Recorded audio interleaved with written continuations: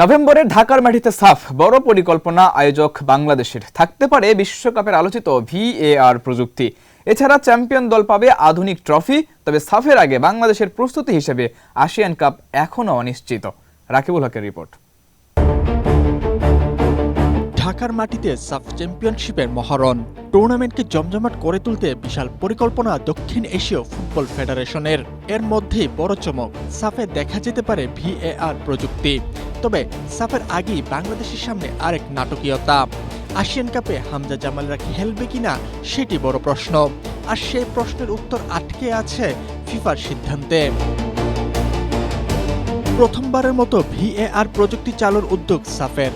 সবগুলো ম্যাচে আধুনিক এই প্রযুক্তি ব্যবহার নিশ্চিত করতে মাঠ পর্যায়ের কারিগরি মূল্যায়নের কাজ চলছে। আগামী সপ্তাহের মধ্যে সাফের পূর্ণাঙ্গ ম্যাচ সূচি প্রকাশ করা হবে। অক্টোবরে উন্মোচিত হবে সাফের আধুনিক ট্রফি। সাফের আগে ফিফার সবুজ সংকেত পেলে আসিয়ান কাপে খেলা নিশ্চিত বাংলাদেশের। বাফুফে ইতোমধ্যে তাদের দিক থেকে যা যা করার সবই করেছে।